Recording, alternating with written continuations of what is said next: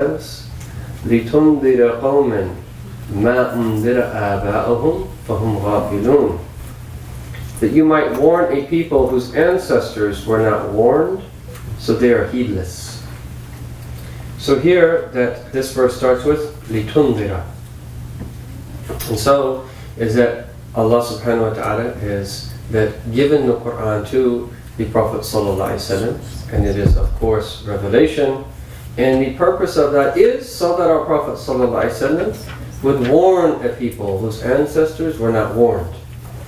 And so that we know that Allah subhanahu wa ta'ala has sent the Prophet as both a Nadhir and a Bashir. He is a warner and he is also a giver of glad tidings. And again, similar to that what we spoke about last time, Allah Ta'ala is Al-Aziz and He is Al-Rahim. Depending upon how we respond to the message will depend upon what it is that we face.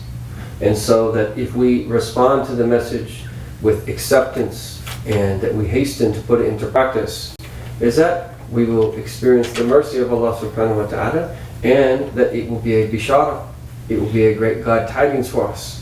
And the opposite is also the case. If someone obstinately refuses to accept the truth, is that they will face one of the rigorous names of Allah subhanahu wa ta'ala, and that then they will relate to the Prophet sallallahu alaihi wasallam insofar as that he is a nadhir, that he is a warner sallallahu alaihi wasallam. And so litundira, in order that you may warn. And there are other verses as well that include this idea of warning.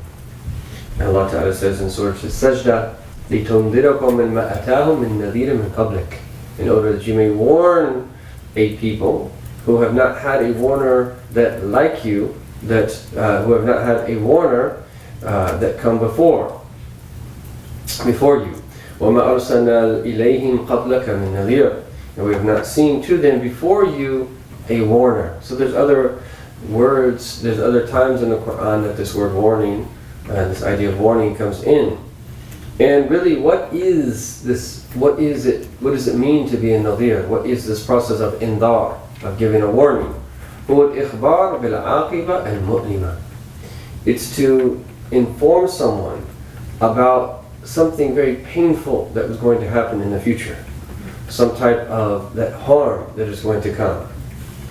And really, if you think of that, even in the Prophet ﷺ being a nadhir, it is also a mercy.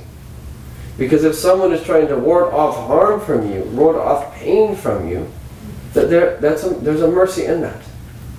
And some of the tafsir go into great detail of looking when Allah Ta'ala says litundira, that you might warn. They say that what is included in that particle and that verb is a lot of things that are implicitly indicated, that are implicit in that expression. And so, for instance, they say that if I were to give you money and say that I am giving you this money so that you can perform Hajj, what do I really mean by that? Well, here's money, now you're able to go to Hajj. But I'm also really indicating by that, okay, that you need to get your pictures in the modern day, and that you need to get your visa, and you need to make your provisions, and you need to get your flights, and you need to figure out which group that you're going with. You need to learn the fiqh of Hajj. You need to do everything that you need to prepare for the Hajj. Go on it, fulfill it completely, so that you can actually fulfill what it is that I gave you money for in the first place. So there's a lot included in just litundira. Yes, in the end, for those that don't accept it, it is a warning of something that is going to happen in the future that is going to be bad for those people. But it also includes all of these other things that relate to conveying the deen. So litundira, for our Prophet ﷺ to be a warner, what is implicit behind that is he's doing all of these other things to convey the deen. In other words, is that he sallallahu alaihi wasallam was commanded to call to the presence of Allah subhanahu wa ta'ala bil-hikmah wal-maw'izati al-hasanah wajadilhum billati hiya ahsan. He was commanded to call to Allah with wisdom and a good admonition, into that converse with them in the best of ways sallallahu alaihi wasallam. So all of that is included, that in this idea of warning, because these are all these are parts of the greater whole.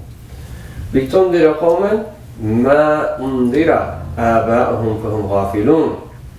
And specifically, that here is related to warning a people that Allah Ta'ala says, whose ancestors were not warned.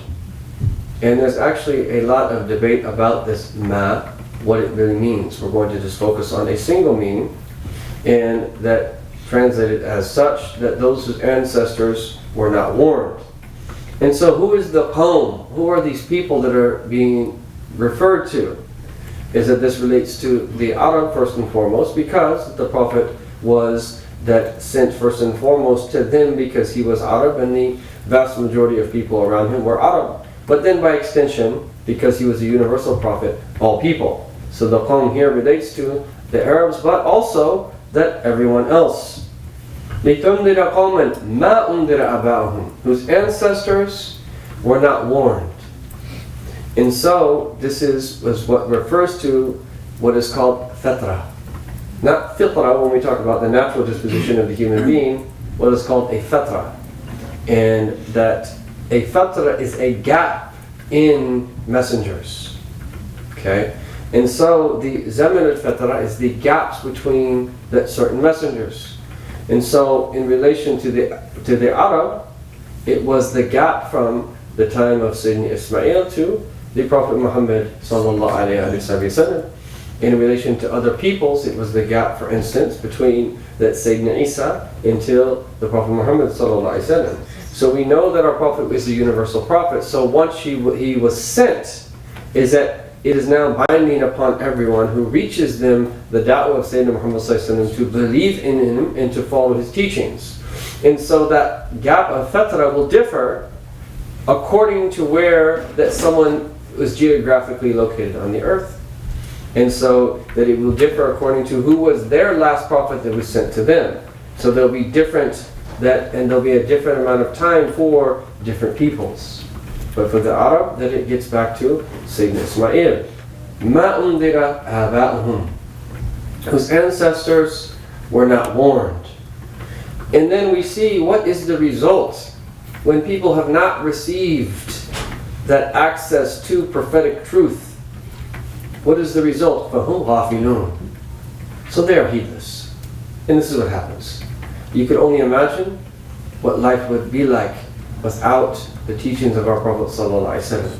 In fact, you can't imagine that how dismal that life would be, how terrible things would be. That it actually is unimaginable to think about how horrible things would be were we not to have the teachings of our Prophet ﷺ. Our state would be one of ghafla, a state of complete heedlessness. And the scholars say that ghafla is sahwun ya'tari al-insan min qillat al-tahaffuz wa tayaqquz. It is a state of forgetfulness that overtakes the human being as a result of lack of wakefulness, tayaqquz, and tahaffuz, which maybe here you could say it's this process of preparedness and of that being ready to do the things that need to be done. In other words, is that as a result, is that for them everything is the same. Their heart's not alive. Their heart is that not moved to do something that of good. Their heart is not moved to think about the truth or reflect upon the truth. And that this trait of ghafla goes hand in hand increasingly as we get closer and closer to the end of time, and we move even within the realm of the believers from less quality, more quantity, and less quality. Is that this is the state that overtakes the heart. In other words, is that to the degree that we're in a state of ghafla, is to the degree that we will lack true quality as a believer. And on the contrary, to the degree that we are wakeful, and that we are aware, and that we are conscious, and that we are doing everything that we do with intention, will be to the degree that we are that distant from this ever so reprehensible trait. But this is the result. فَهُمْ غَافِلُونَ. If we do not have prophetic guidance, people will remain in a state of complete heedlessness. And once you open up the door for heedlessness, that you could speak a lot in great detail about what that would cause you to do in relation to your behavior. And in fact, that all acts of disobedience, all mistakes that we make, ultimately get back to heedlessness. If you are aware, how could you do something that is wrong? That if it wasn't that you fell into a deep state of heedlessness, how could you sin? Recognizing that Allah Ta'ala sees you at all times. Is that this is one of the root diseases of the heart that absolutely must be treated. And that one of the great blessings of the prophetic teachings is that it treats that epidemic disease of ghafla, heedlessness. Now, this also applies to the inheritors of the Prophet ﷺ that want to remind the ummah of the Prophet and those in his time or her time is that the importance of the prophetic teachings. And that just as you have that these gaps in the sense of the prophets and messengers, is that you also have these gaps in relation to the righteous amongst the Prophet's ummah. And so there are times where people have more access to scholars and righteous people than others. And there are particular geographical locations where at one juncture in history there's not much access, and then increasingly they'll have more and more access. And this is the way that things work. And that the same thing is said to them in the sense is that anyone that exists in any particular location were not to be representatives of the Prophet ﷺ who have embodied his teachings and been teaching them, is that people will remain in heedlessness. And this is why they say, if you want to determine the life of a community, you ask yourself two simple questions.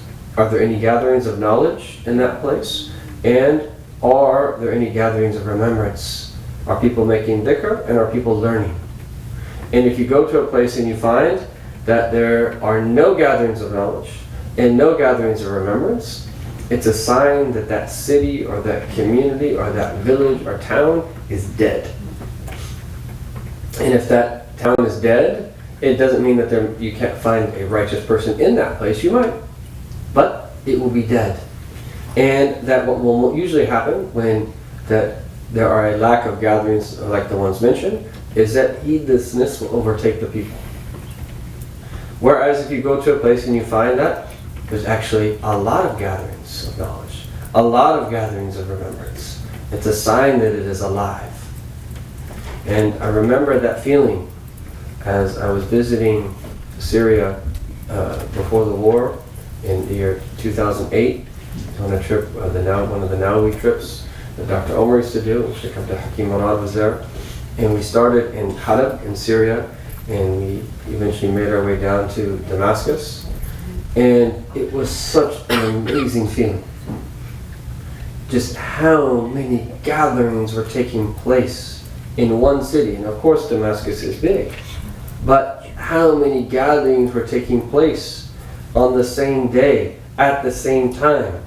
And literally, from morning to evening, 7 days a week, there are multiple gatherings of remembrance and learning.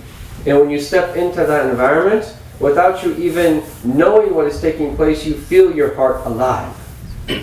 You feel your heart alive. And you see, after Salat al-Maghrib, in the mosque that you just prayed in, you might have been there for another purpose, and all of a sudden people are just funneling in to attend the class that is going to take place between Maghrib and Isha.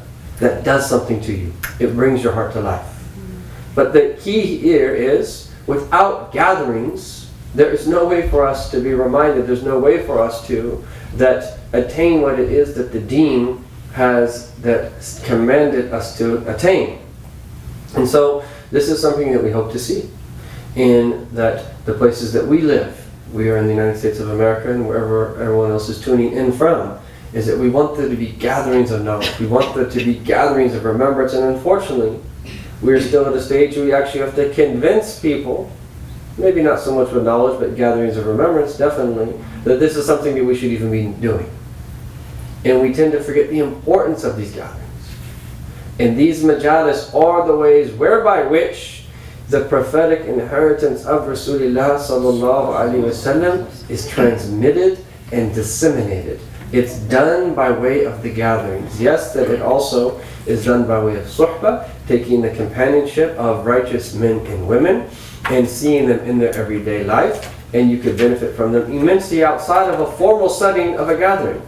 But one of the foundational ways that this is transmitted is through these gatherings. And this is why, again, to this day, when we speak of, in the positive sense, of traditional Islam, in the traditional Muslim world, the remnants of which still are very much alive, wherever you go in the Muslim world, that you will find this, that there are gatherings that take place at different times. And this is, again, something that we hope to see in a culture that we hope develops, where every Muslim, now we're not talking about a scholar, we're talking about every Muslim should attend a gathering of knowledge and a gathering of remembrance once a week. Every Muslim. And that is a very basic level.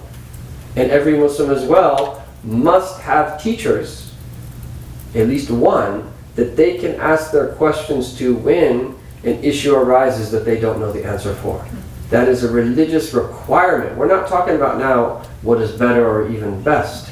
That is a religious requirement, that we have trustworthy people who have learned their deen that can clarify that to us our questions and give us good answers, and so that we can worship Allah Ta'ala upon insight, that we can conduct our affairs upon insight, and to make sure what it is that we're doing, that whatever it is that we do, we're well informed and we're not doing something that goes against our deen. But all of this is in, all of these meanings are in this verse. لِتُنْذِرَ قَوْمًا مَا أُنْذِرَ آبَاؤُهُمْ فَهُمْ غَافِلُونَ, that you might warn a people whose ancestors were not warned, so they are heedless. Because this is what happens, is that when we leave that people to be as they are, is that they will naturally, because by virtue of entropy, because it applies to human beings as well, that move towards a state of heedlessness. This is the way human beings are. They will naturally move towards a state of heedlessness. Just as if you have hot water or very cold water, it will move towards room temperature water. Is that you have that center, if you don't clean it, and we all know very well here, if you don't clean things regularly, what happens? It will get very dirty.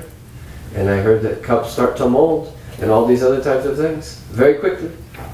In other words, if you don't put energy in quickly to combat entropy, the natural state is to be in disarray. The natural state of the nafs is to be in disarray, to be in a state of ghafla. And this is why we have to open up our heart to prophetic teachings. And this is why it's such a blessing to have people that actually warn us. And people get very uncomfortable with this type of language. But the very fact that they're uncomfortable is even a bigger problem, because they're not going to be in a state where that they're even going to benefit when someone is actually guiding them or advising them in a way that they actually should be. So it's very simple. Without the prophetic teachings, people will remain in a state of heedlessness.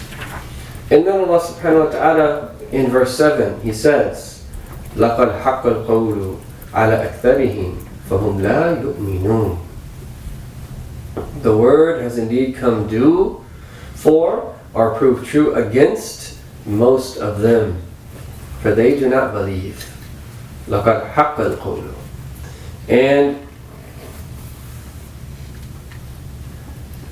the meaning of this verse is, one of the meanings, is the qawl here is referring to that other times in the Quran where Allah Ta'ala says, for instance in Surah Sajda, وَلَكَنْ حَقَّ الْقَوْلُ مِنِّي لَمْنَأَنَّ جَهَنَّمَ مِنَ الْجِنَّةِ وَالنَّاسِ أَجْمَعِينَ. Is that what happens when people, after being told the truth, obstinately refuse to accept it and deny it? Is that what's going to happen is that this word is going to come true. What word is it? When Allah Ta'ala says that indeed that I shall fill Jahannam from human beings and jinn together. Nasallallahu ta'ala as-salama wal-afiyah. And that this is the necessary state for a person who dies in a state of disbelief after having had the da'wah reach them and refuses to accept it. We ask Allah Ta'ala to protect us and to preserve us.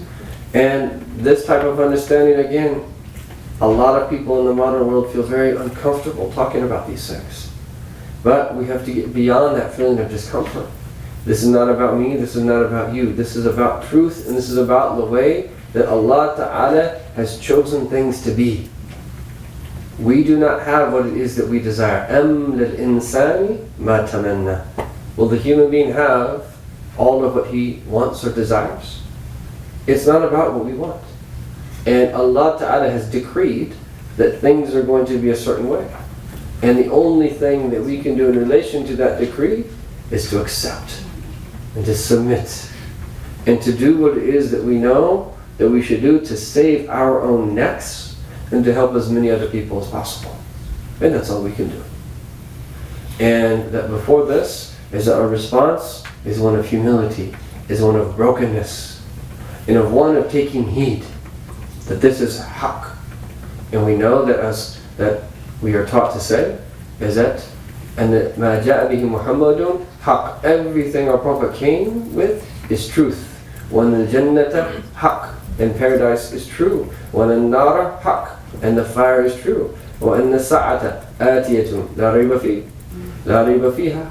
And that the hour is coming, there is no doubt in it. وَأَنَّ اللَّهَ يَبْعَثُ مَنْ فِي الْقُبُورِ. And Allah will resurrect all people in their grave, from their graves.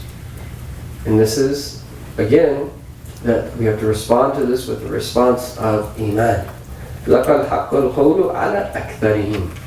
The word has indeed come due for or proved true against most of them.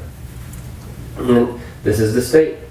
And even if you look even to this day, even though the number of Muslims has doubled pretty much percentage-wise, if you compare the turn of the 14th Islamic century to that turn of the 15th Islamic century, we jumped from roughly 12% to about 25%. It roughly doubled. But still, that if you compare to the majority of people that live on the face of this earth, only 1 in 4 is Muslim. And so, part of this is to come to terms with reality and how it really is. We should have an unshakable faith such that were we the only believer on the face of this earth, we wouldn't waver. And our faith is not going to come complete until that's how we are. And that we have to reach that level of spiritual and religious maturity where we know truth for what truth is, and then we find the people of truth, as opposed to that determining what truth is by men and women, other people. If that is our way, that oftentimes that fall short in the process and mix up and conflate the two. And once we find the truth, though, part of maturity really is that we dedicate ourselves to it, and then we disassociate ourselves from other people in relation to their own particular search of truth or belief in what truth is. Now, that's very easy to say, very difficult to actually do. Because when we're exposed to people, especially people that speak in very crafty ways, and that are trained in almost a magical type way that delude other people, and to frame a certain way of speaking about something in such a powerful way that they draw people into their world very easily, as that this is something we have to be aware of. And the rhetoric of the modern world, no doubt from a Muslim perspective, the closer and closer that we get to the end of time, will also be Dajjalic in that sense. And there will be a lot of illusions that in what it is in deception, there'll be a lot of deception in what people are saying. And this is one of the traits of the end of time, is that there will be khiyana, that there will be deception. And so, that لَقَدْ حَقَّ الْقَوْلَ عَلَى أَكْثَرِهِمْ فَهُمْ لَا يُؤْمِنُونَ. And that this qawl here, as we mentioned, is that Allah Ta'ala's, what He said in other places in the Quran about the punishment for people who deny. And some of them say that it also relates to the Quran. In other words, as we had mentioned before, is that just as people's response to the messenger is indicative of who you are as a person, likewise the Quran, it is a hujjatun laka or alayk. It is a proof for you or it is a proof against you. And this is why is that this has to be our approach to the Quran. Is that when we go to it, that we look at our own selves. To what degree am I thinking Quranically? To what degree am I behaving Quranically? To what degree is my heart acting Quranically? In other words, all of the teachings of the Quran that pertain to belief, that pertain to different things that we do outwardly, or pertain to that states of heart and how we should be internally, is it to what degree does that my behavior and everything that was mentioned, belief and so forth, correspond to the Book of Allah Ta'ala? And if there was some way to measure that, is that we would find some people it's 2%, other people it's 4%, some people it's 10%, other people it's 15%. But again, the further that we get from the teachings of the Prophet ﷺ, the lower the percentage.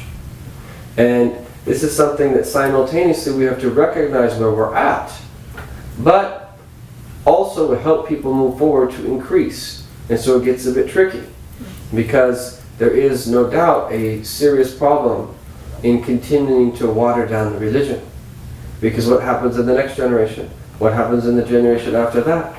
And personally, as someone who was a Protestant Christian growing up and then became Muslim, I'm not interested in a Protestant version of Islam. That is very uninteresting to me. A watered down that version of the truth. No, that what brought me to Islam was believing that this is true and that this is haqq. And that at the level of belief, at the level of practice. I remember from the bounty of Allah Ta'ala when I found out that all of the individual rulings in Islam, that we had that there was a sharia, that there was a law. That was something that attracted me to this religion. Whereas people oftentimes speak of it as, oh, there's so many rules, oh, I have to do this, I have to do that. That was something that actually attracted me. Because to me, that's a manifestation of guidance. And as someone who believed in God before I converted, part of the disconnect for me was not having a law that would regulate my behavior. Because there was a disconnect between my belief and the things that I was doing outwardly. But when you have a law, you can have guidance manifest at that level of your being, and in all of your interactions, in all of your different states. What a blessing! The Sharia is an immense blessing of our Prophet. It's an immense blessing from Allah subhanahu wa ta'ala. And this is why we need to embrace it, and to love it, and to implement it in our lives. And by doing so, that draws nearer to Allah subhanahu wa ta'ala. لَقَدْ حَقَّ الْقَوْلَ عَلَى أَكْثَرِهِمْ فَهُمْ لَا يُؤْمِنُونَ. And so, فَهُمْ لَا يُؤْمِنُونَ is that they won't have faith. If they refuse to accept these teachings, there will be a lack of faith.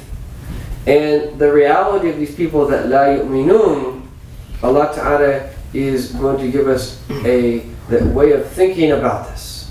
And even though there's difference of opinion, is that this is that part of the rhetoric of the Quran, is that we can picture that what is the metaphor or the parable for people who don't believe, and how can we actually visualize what that really is. So then in verse number 8, Allah Jalla Jalaluhu says, إِنَّا جَعَلْنَا فِي أَعْنَاقِهِمْ أَغْلَالًا فَهِيَ إِلَى الْأَذْقَانِ فَهُمْ مُقْمَحُونَ. Sallallahu Ta'ala, salama wa afiyah. We have put yokes on their necks, reaching their chins, so that their heads are raised. إِنَّا جَعَلْنَا فِي أَعْنَاقِهِمْ أَغْلَالًا. So there are some scholars that say that this will actually be the state of the disbelievers in the next world. And so that there is a reality to this.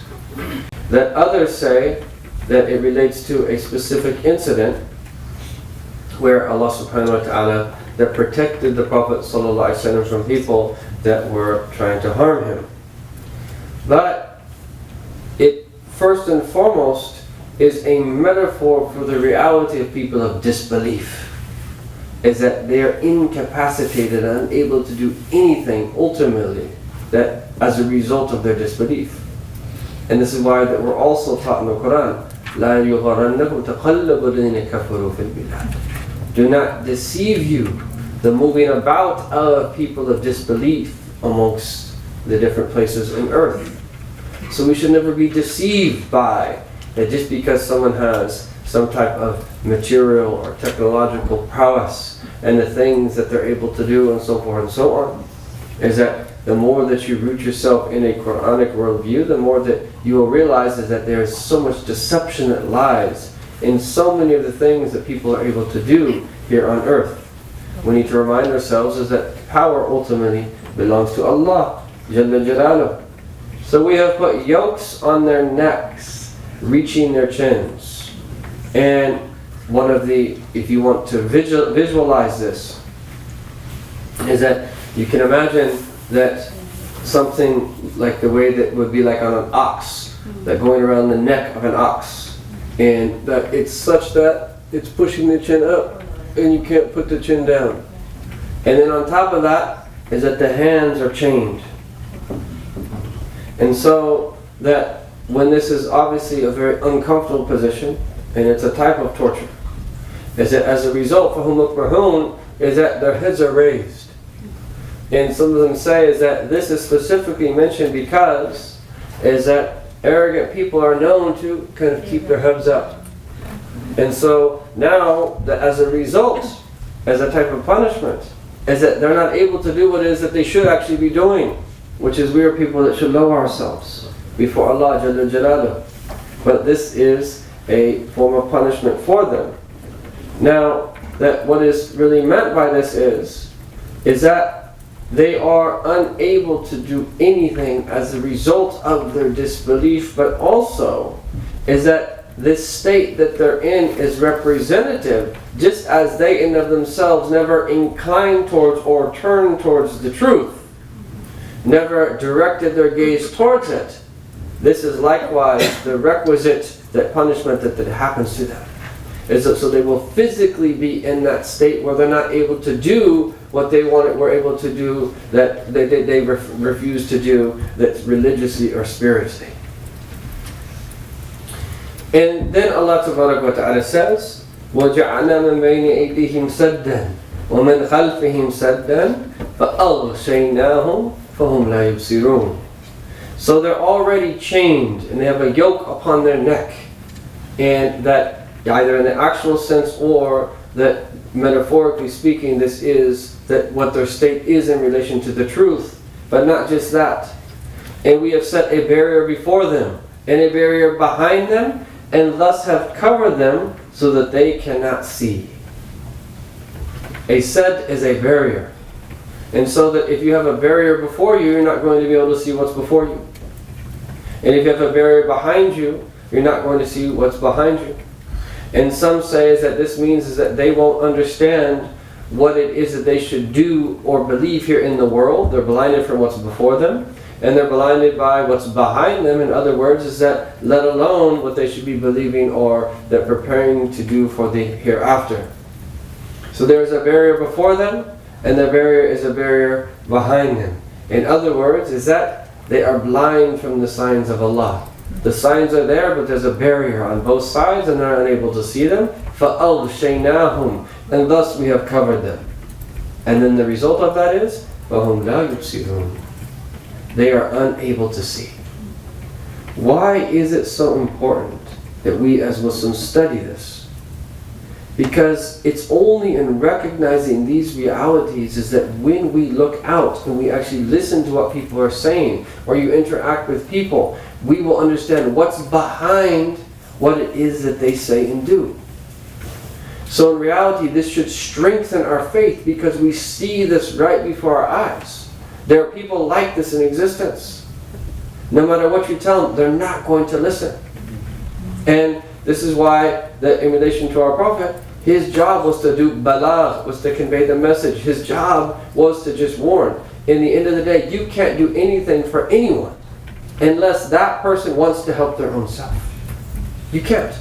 All you can do is to do everything you can possibly do to point people in the right direction, to speak to them in the right way, to take the right means, to start with gentleness and then not move to that toughness or firmness until you've exhausted all of the opportunities to do things with the utmost gentleness. But then after that, it's not up to you. Guidance is not in our hands. We cannot force people to do anything. And even if we did force them to do something, is that it wouldn't benefit them anyway if the only reason they did it was because someone else forced them to do it. So, all we can do is to live how it is that we should live, and then to do our best to help other people to the extent possible. And that's it. And if you do that, you will meet Allah Ta'ala in a good state. And in relation to the other person, Allah Ta'ala, what will happen to them, what is written for them, will reach them, period. If Allah Ta'ala wants good for them, they will be guided to the truth, that they will then better themselves, and if they've already accepted the truth, they'll have higher degrees of practice that goes along with it. So this is all we can really do. But the reality is that there are certain people, as a result of them going astray inside, it was their choice not to accept. But this is what happens, is that it's as if not only are they chained up, but they're blocked from the front and from the back, and they're covered. In other words, there's no way for them to see the light of truth. They're going to be blinded to it as a result of what it is that they did to their own selves. And that for those that it's written for, this is what will happen. And it's not to say that someone can't be in a bad state and then better themselves. It's possible. Someone could be in a bad state, so it doesn't mean that anyone who's in that state right now is necessarily going to die in that state. No, the people that Allah Ta'ala only knows who is going to die in that state, this is who He's referring to, because He knows that these particular individuals are going to die in that state. As for the people who are in a bad state, whether they be disbelievers or whether they be believers who are falling short, is that there's still hope for them as long as they're alive. And the greatest thing that we can do is take the movement of the heart to that want to embrace the truth, or after we've embraced the truth, to want to better ourselves and to draw near to Allah Ta'ala. And the slightest movement of the heart is that Allah Ta'ala open up a door for you. And then the more that you do, the more doors that will open up for you. And the more energy you put in, the more that you will get back. And anyone who makes the slightest movement of the heart will ultimately be guided. And we should know that with absolute certainty. Anyone that makes the slightest movement of the heart. And what is meant by the slightest movement of the heart is to do something even if you don't know what to do. To search for something even if you don't know what to search for. To make them open in the heart. And if you can't even do that, you at least make the intention. And if you can't even do that, you make the intention to make the intention. And if you can't even do that, you make the intention to make the intention to make the intention. But you have to take that first step and make that first movement of the heart to get yourself out of this particular situation. As for people that never accept truth, this is really their state. Is that they are chained up and that they are blocked from ever having the truth that enter into their hearts, and that if they don't repent or change their state before that, it's likely that this is going to be their reality in the next world. May Allah subhanahu wa ta'ala protect us. And the final story that I wanted to mention today that relates to this verse is our Prophet sallallahu alaihi wasallam, and during his lifetime, when a number of the disbelievers wanted to take his life, and they plotted against him, and that they surrounded his home, sallallahu alaihi wasallam, and their plan is to choose that different people, young men from different tribes, so they could all collectively take his life, and that way there was no way for the Prophet's clan to seek retribution, sallallahu alaihi wasallam. So we've all heard that story where they surrounded the house, and Jibreel, before that night, that he informed the Prophet sallallahu alaihi wasallam about what was going to happen. And he said that don't sleep in your bed tonight that you normally sleep in. And that the Prophet ﷺ arranged for Sayyidina Ali to sleep in the place where he normally slept. And so that they even go into great detail about the garment that was placed over Sayyidina Ali is that he had a green burda placed over him that he slept in. And then the Prophet ﷺ had that. So when they surrounded the house and they were wanting to kill the Prophet ﷺ, is that the Prophet went out. And that he went out, and there's different narrations. And one narration is that they had actually slept. In one narration they didn't see the Prophet ﷺ. But he was reciting these verses of Yasin, but as he left his house. And that beginning with Yasin, and then ending فَأَغْشَيْنَاهُمْ فَهُمْ لَا يُبْصِرُونَ. And so that, and thus we have covered them so that they cannot see. And they actually mention that these are verses that you can recite if there is a good reason for you to recite them. And I know someone who was on his way to Hajj and he lost all of his papers. And they were going through the checkpoints and the papers were completely lost. And as they came to the checkpoint, as one of the shuyukh that was with them said, start reciting the beginning of Yasin and just keep reciting. And they came to the checkpoint and they asked for the passport of every other person in the car. It was as if that they didn't even see this person. And then that they proceeded beyond the checkpoint and that they were never asked about anything, or where's their paperwork, or where's their passport, anything like that. And that this is from the blessing of recitation of Surah Ya Sin. Our Prophet was reciting the Sallallahu Alaihi Wasallam as he went out. And that it says in the narration is that you would normally think that if someone is fleeing a group of people that are coming to take their lives, is that you would hurry off quickly. But to show his absolute trust in Allah is that he went to every single one of them and took a little bit of dirt and put it on their head. Took a little bit of dirt and put it on their head. Went person by person by person, that putting a little bit of dirt, right, on all of their heads.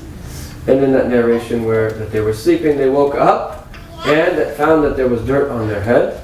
And in the morning that they realized that it was actually Sayyidina Ali ibn Abi Talib who was in the bed and not the Prophet sallallahu alaihi wasallam. And the other narration where that they were still awake is that the Prophet left and none of them saw him, and then that they asked, where did Muhammad go? And someone later said that, oh, he passed this way.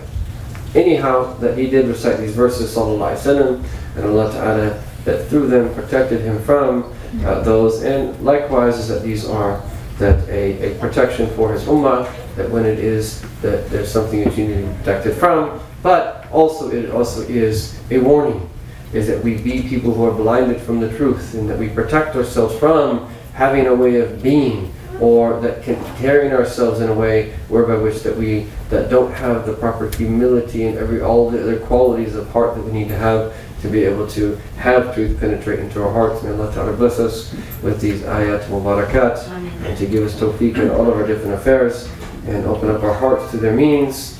And may Allah Ta'ala bless us with absolute certainty, and believe in everything that is that we're supposed to believe in, and live and die upon that faith. As unpopular as it is in the time in which we live, may we be from those who are raised to the highest degrees of closeness to Him subhanahu wa ta'ala, by remaining firm in these teachings, by doing what it is that Allah Ta'ala has commanded us to do. May we receive the greatest rewards in this world and the next. Wa sallallahu ala sayyidina Muhammadan wa ala alihi wa sahbihi wa sallam. Alhamdulillahi rabbil alamin.